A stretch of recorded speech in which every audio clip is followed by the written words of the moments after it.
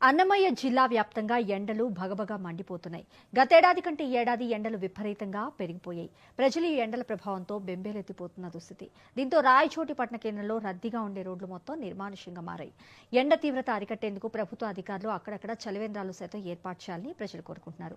ఇంకా ఈ ఎండ తీవ్రత సమాచారాన్ని మా ఉమ్మడి కడప జిల్లాల ప్రతినిధి షబ్బీర్ మరిన్ని వివరాలు అందిస్తారు. షబ్బీర్, ఎండలు మండిపోతున్నాయి. సూర్యుడు చుక్కలు చూపిస్తున్నాడు. జనాలు బయటికి రావాలన్న బెంబెలెత్తిపోతున్నారు. దీంతో అన్నమయ్య జిల్లా రాయచోటి కేంద్రం హాట్ బోల్ గా తయారైంది. ఎప్పుడు రద్దీగా ఉండే ప్రాంతాలు మొత్తం మనకు నిర్మానుష్యంగా దర్శనమిస్తున్నారు. రాయచోటి పట్టణంలో ప్రజలు మొత్తం తమ తమ పనులను ఉదయం నుంచే చేసుకుని వెళ్లిపోయే పరిస్థితి మనకు స్పష్టంగా కనిపిస్తా ఉంది. ఇక్కడ కొంతమంది స్థానికులు ఉన్నారు, వారిని అడిగి తెలుసుకునే ప్రయత్నం చేద్దాం. చెప్పండి, అన్నమయ్య జిల్లా రాయచోటిలో ఎండలు ఎలా ఉన్నాయి? మార్చి నెలలోనే ఎండలు చాలా మండిపోతున్నాయి. అదే విధంగా ఇక్కడ ప్రతి ఒక్కరు కూడా తన తన పనులు మిగుల్చుకొని ఈ ఎండలకి తాళలేక ఇళ్ళకి వెళ్ళిపోతా ఉన్నారు.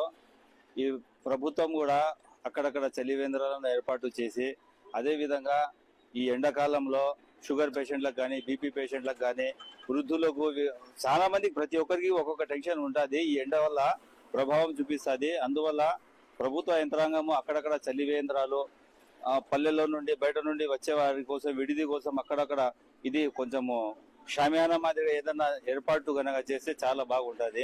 పట్టణ ప్రజలకు కానీ, పల్లెల నుండి వచ్చే ప్రజలకు కానీ మేలుగా ఉంటది అని నేను తెలియజేస్తున్నాను. గత ఏడాది కంటే ఈ ఏడాది ఎండలు ఎలా ఉన్నాయి? గత ఏడాది కంటే ఈ ఏడాది ఇప్పుడు మార్చి నెలలోనే ఇలా ఉన్నాయంటే ఎండలు, ఇంకా వచ్చే ఏప్రిల్, మే, జూన్ నెలలో ఇంకా ఎలా ఉంటాయో చెప్పలేము.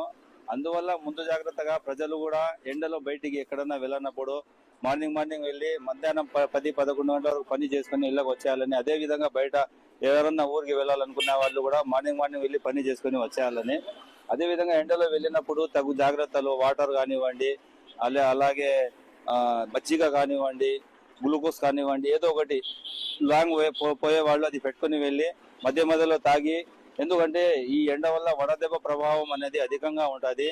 అందువల్ల ప్రతి ఒక్క అన్నమయ్య జిల్లా రాయచోటి పట్టణంలో ఎండ తీవ్రత ఎలా ఉంది? ఇప్పుడు ఎండ విపరీతంగా పెరిగిపోయింది కదా, మీరు పనులు ఎప్పుడు చేసుకుని వెళ్ళిపోతున్నారు? చూడండి, ఎప్పుడు రద్దీగా ఉండే రోడ్డు చూడండి, అంశంగా ఉంది.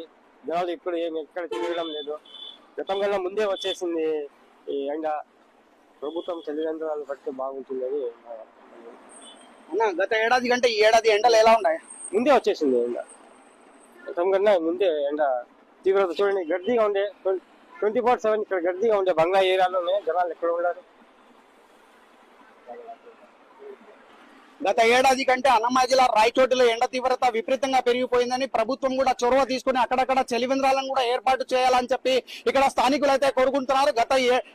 గత ఏడాది కంటే ఈ ఏడాది ఎండ తీవ్రత రోజు రోజుకు పెరిగిపోవడంతో ప్రజలు కూడా బెంబెలెత్తిపోతున్నామని చెప్పి ప్రభుత్వం కూడా చొరవ తీసుకుని అక్కడక్కడ చలివేంద్రాలను ఏర్పాటు చేసి మజ్జిగ, ఓఆర్ఎస్ఎల్ ప్యాకెట్లను పంపిణీ చేయాలని చెప్పి ప్రజలు కోరుకుంటున్న పరిస్థితి. కెమెరా పర్సన్ అన్సార్తో షబ్బీర్, CBR న్యూస్, ఉమ్మడి కడప, అన్నమయ్య జిల్లా.